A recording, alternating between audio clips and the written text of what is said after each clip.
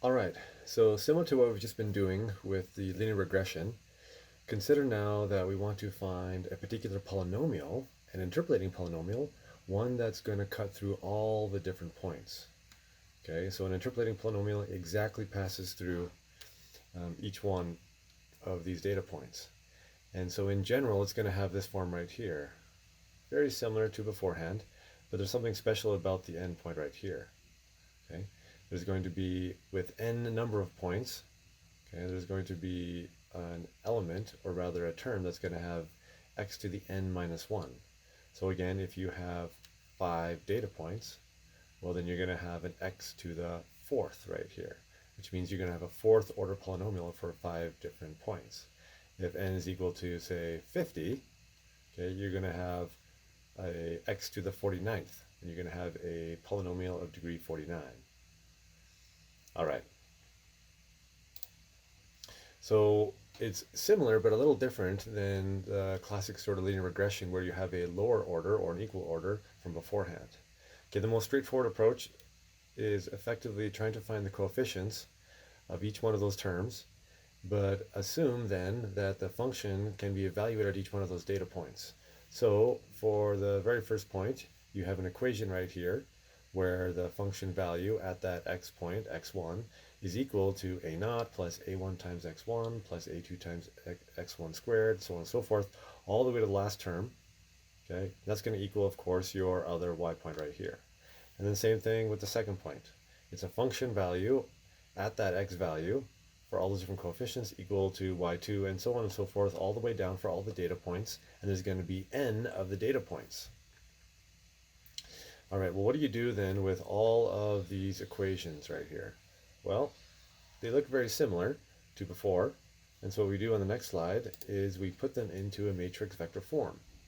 You'll notice then that since all of the equations had an a naught term, okay, this first column right here is going to be a whole bunch of ones. Okay, all of the equations had an a1 term. Okay, so the second column is going to have a pattern that goes x1, x2, x3, all the way to xn. And so on and so forth, where the next column is going to be x1 squared, x2 squared, so on and so forth, all the way to x1n to the minus 1, x squared n to the minus 1, and so on and so forth. Recognize, okay, that there are going to be n unknowns.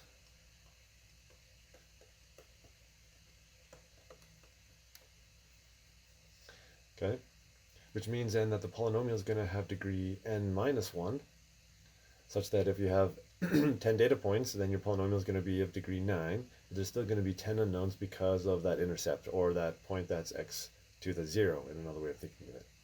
Well, same sort of thing. Now we've got this matrix vector sort of problem, and of course we can use our favorite linear system solver to extract out what those coefficients are. This a naught all the way through a n minus 1. Okay, so this process that we just talked about in the previous slide is not the most efficient way to compute the polynomial coefficients. Okay, there are problems with interpolation of large numbers as well. So if you have, 50 data points and you have a polynomial of degree 49, likely you're going to have something similar to this, because you're going to have a polynomial with lots of curves up and down, and it may be quite erratic in terms of an overfitting sort of line through those different data points. The other thing to notice is that with these matrix equations, you're going to have something that's notoriously ill-conditioned. Okay, and we'll take a look at that here when we do some examples here in a little bit. But generally, these aren't the biggest issues, because most of the time we're going to be concerned with some interpolation of only a few data points, sometimes between 2 to 4. So we're going to consider these data points. We have, of course, 1, 3, we have 2, 4, we have 4, 4, and we have 5, 8. Okay, we're going to fit the polynomial. Okay, it's going to be interpolating polynomial, so therefore we know that the order is going to be n minus 1, or of course 3, which means it's going to look like this. As a result, then, we have 1, 2, 3, 4 different unknowns. Well, if we have 4 unknowns, okay, these are the 4 unknowns in this vector right here, we can make our matrix X, or rather A right here, is going to have this pattern where we have 1s, all the x values squared, all the x values cubed in these different columns respectively, and the right hand side vector is going to have all the y values. effectively we take those numbers that we had beforehand, we pop them into this matrix. We're going to get this A matrix right here, and this Y matrix or B matrix right here, and of course it's kind of like in an augmented form. But the condition number is going to be really quite high, which means it's very ill-conditioned. All right, it's not singular, but it's getting closer and closer to some sort of challenging situation where those hyperplanes are getting close to each other, and as a result, it's, well, ill-conditioned based upon a previous lecture when we talked about the condition number. All right, so what we're going to do is that we're going to go off and we're going to write a cubic polynomial that will fit any 4 points. Okay, we're going to start off with this one right here. We're going to compare it with two functions called polyfit and polyval just a second. The very last slide before we go to MATLAB is that this is the solution. Okay, and I bring this up because we're going to compare these numbers together. The A0 term is going to have -2. The A1 term is 7.83, so on and so forth. And so this is going to be the equation. It is called a third order polynomial. Okay, and a third order polynomial can potentially interpolate 4 data points perfectly, except there are some challenges, because if you have 2 data points with the same x value, for example, if you had this point moved over right here, well, then there's no polynomial that could satisfy these 4 points, because it must cross one and only one value for every x value. All right, well, those are the slides, but what's maybe more important is that we pull up MATLAB. Okay, and I'll start a new file right here, and I'll close that down right there, and I will align our slides over here for us to consult. Okay, and we're going to do the same sort of thing that we did before. And I'm going to copy and paste these first couple of lines into a script, and then we're going to take some data, and just to make sure that I take the right data, I'm going to go back here, and I'm going to have x equals 1, 2, 4, and 5. I think actually that was something very similar to what I had before, but y is going to be different. Y is equal to a column vector of 3, 4, 4, and 8. And I'm going to suppress those as well. All right, I've got some content here that can plot it, so I'm just going to copy and paste it over here. Let's see, figure 1, we're going to have some red circles. I'm going to label it x and y, and in this case we're going to go from 0 to 6 and all the way up to 20 to just match this little figure here on the right. All right, well, what we want to do is we want to try to find a third order polynomial that's going to cut through each one of these 4 different points. Let's go off and see how we do it. Well, this is kind of the formula because we want to make a generic one. So we need to go off and make our matrix A. Okay, and it starts off with a 1, and then we have an x1, and then we have an x1 squared, and then we have an x1 to the 3. That's that first row. All right, now we can kind of see the pattern. I can copy and paste this 3 different times and recognize that this is going to be the first column, or rather the second column is going to have x2, x3, x4, and then x2, x3, x4 all squared, and then x2, x3, x4 all cubed. All right, and there's our A matrix right there. Now we need to go off and do our right-hand side vector. So B vector is going to be, well, y1, semicolon, y2, semicolon, y3, semicolon, and y4, semicolon.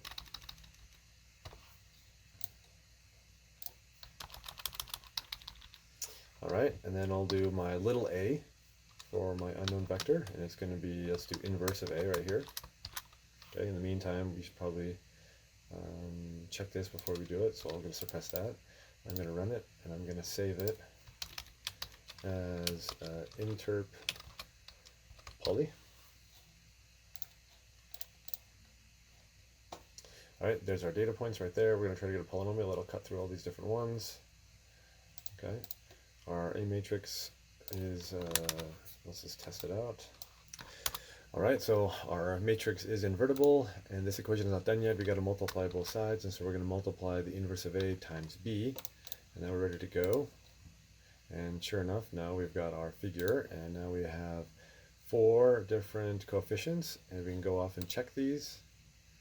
And sure enough, A naught is equal to -2, A1 is equal to 7.8, and so on and so forth for A2 and A3.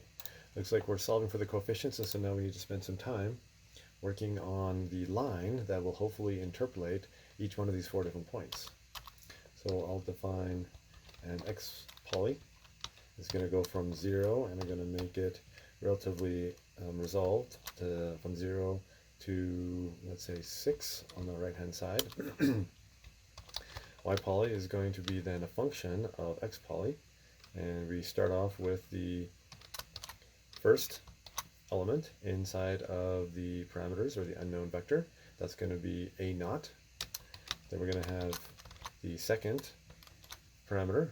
That's going to be A1 up here. It should be 7.8, and it's going to be multiplied by x poly. All right, then we're going to have 2 more terms, and I'm going to use these to make it go a little bit faster. And the last one is going to be a cubic function, and we know that x poly is going to be a vector, so we need to have a little dot product right there. It's going to be the 4th element, okay, inside of A, even though it's A3 in MATLAB. If you recall, the 4th element inside a 4x1 vector uses an offset of 4 instead of C++, which would be using 3. Okay, this one is the squared term. Again, we need a little dot right there, and then this one needs to be A3. All right, now that we've got kind of our polynomial, our interpolating polynomial, we need to go and see if we can add it to our figure. So we'll add a hold on, and then we will copy and paste this line right here. So replacing x with x poly and y with y poly, and instead of round circles, we want to make it a, I don't know, I guess a blue dash line right here. Okay, with that all being complete, let's run it. Let's see how things are going. And sure enough, it looks great. It looks like we are cutting through all 4 of those data points perfectly. And we have a cubic polynomial, or a 3rd order polynomial, which can fit perfectly these 4 different points. Now that we've kind of got a tool to kind of interpolate 4 different data points, let's change the points. So let's take a look at this one. Let's move it up to 214. So we'll go up here and we'll change it from 2.4 to 2.14. We'll hit run. And sure enough, we still have a cubic function right here, an interpolating polynomial going through 4 different points. And the r squared value would be perfect because the residuals are going to be 0 at each one of these 4 different points. Well, there's a couple things that we can do.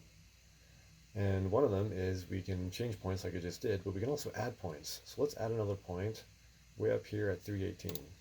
I'm going to come in here and I'll make this be 318. And since we have 5 points, we're going to need a polynomial, an interpolating polynomial of degree 4, which means then that we're going to have 5 unknowns instead of 4 unknowns, which means then that our matrix A, our coefficient matrix, has to have another term on each one of the rows, and it's going to follow the same pattern as before. So I'm going to add these right here. I need to make sure that I increase the offset, or rather the index, and I need to copy that 4th row and add it to the 5th row, because now I have 4, or rather 5 data points. Following the pattern right here, make sure I close off that matrix. And same sort of thing, I need to add another element to my y, or rather my b side vector, with the 5th element of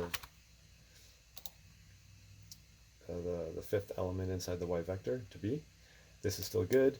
This one works, except now I don't have a cubic, I actually have a polynomial of degree 4. So I'm just going to suppress that and add an additional term right here, A5. And this one now is going to be to the 4th order right here. And if everything works well, I can hit run, and I should be able to cut through 1, 2, 3, 4, 5 points with a 4th order polynomial. Perfect. Now, if I added another data point, the work gets even more extreme, because now I have to add 1 more element to each one of the rows in this matrix. I have to add 1 more row entirely to this matrix, and I have to add 1 more to my b side vector, and I have to update this. So this whole process can be done quickly with what's called the polyfit. function. Okay, so I'm going to come down here, I'm going to go help polyfit. We're going to go read a little bit about it. Okay, and it says that, well, it fits polynomial to data. It finds the coefficients of a polynomial of degree n that fits the data best in a least square sense. So that's exactly what we're talking about. So I'm going to cut this out and go back to our script and hit paste. And in this case, x and y, since MATLAB is case sensitive, I need to make it into lowercase x, lowercase y. That's what my data is called. N now is the degree, so I have 5 data points, so I want to have a 4-degree polynomial. Okay, let's take a look at what the results are. Well, P, the output, is a row vector of length n plus 1, that's good, containing the polynomial coefficients in descending powers. Okay, so notice then that it's going to be the reverse, or the opposite of what we had before, where we're increasing it in powers as opposed to decreasing it in powers.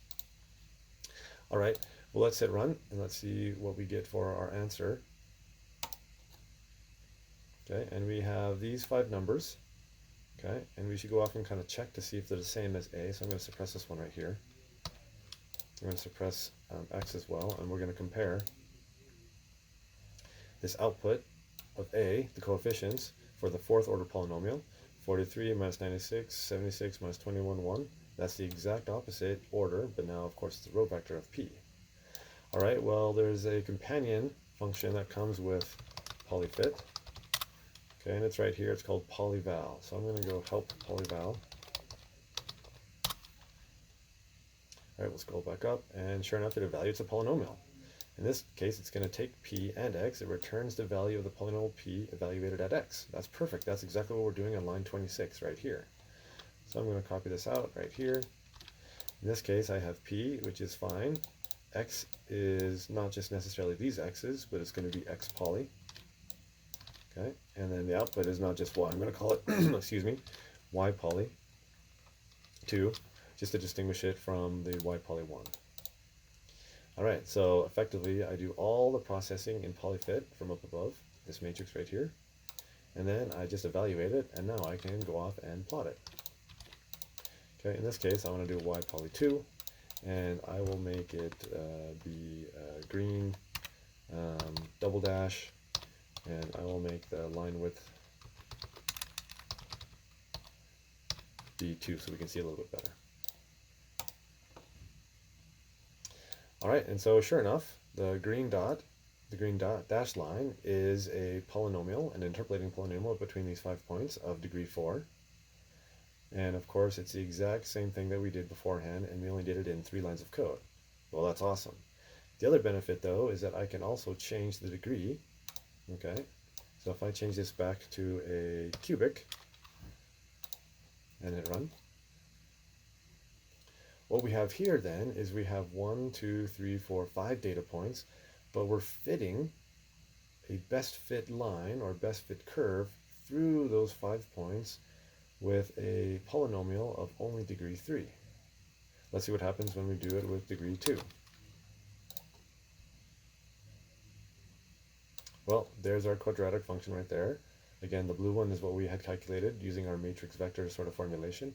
And then this one, of course, is going to be the best fit quadratic formula, okay, based upon this. And the last one then is a straight line. And interestingly enough, it's a horizontal line, which means that this model is severely insufficient in terms of modeling the variation of these 4 data points. So the last thing I'm going to do is I'm going to take this line, we're going to go back to our example from beforehand. I'm going to put it at the very bottom, okay? And we're going to do the same sort of thing with our data from before.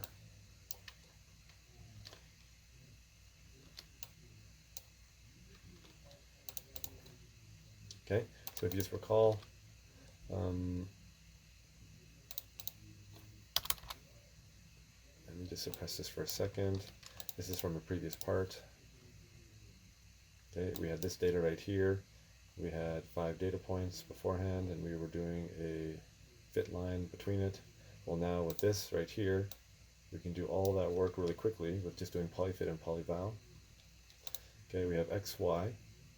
Okay, it's of degree 1. Okay, we need to find x poly, so I'll just copy this line right here and make this now an x poly. Okay, so now we have x poly and x poly 2, and now we can go off and we can make a whole bunch of other calculations and evaluate things much more quickly. So we'll do this. All right, you can see then that that double dash line is exactly what we had before. Okay, but now what we're going to do is that we're going to do a whole bunch of fits. The cubic, or rather, sorry, the quadratic. Okay, it's that thick dashed line. That's green. Maybe I should change that color a little bit. Make it black. All right, there's degree 2.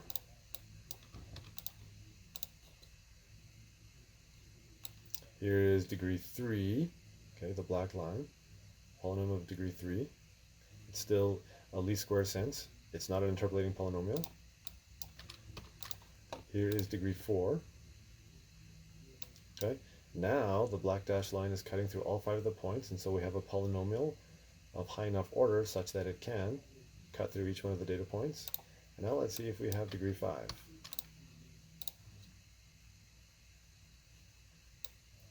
Well, we have degree 5, and it's working really well, but if we scroll up here, there's a warning. It's not unique. Because the degree is greater than or equal to the number of data points, there are an infinite number of fifth-order polynomials that can cut through these 4 points. So, the lesson, of course, is that if you have 4 data points, you can cut perfectly through all 4 of those data points with an interpolating polynomial of degree 3. You can also best fit or represent that data with a trend line using linear regression with any polynomial of less than that, but you're not guaranteed that it's going to cut through those points. You can always model and fit data points with an interpolating polynomial of a higher degree, but then of course it's not unique. There's an infinite number of polynomials of a higher degree than the number of data points that you have.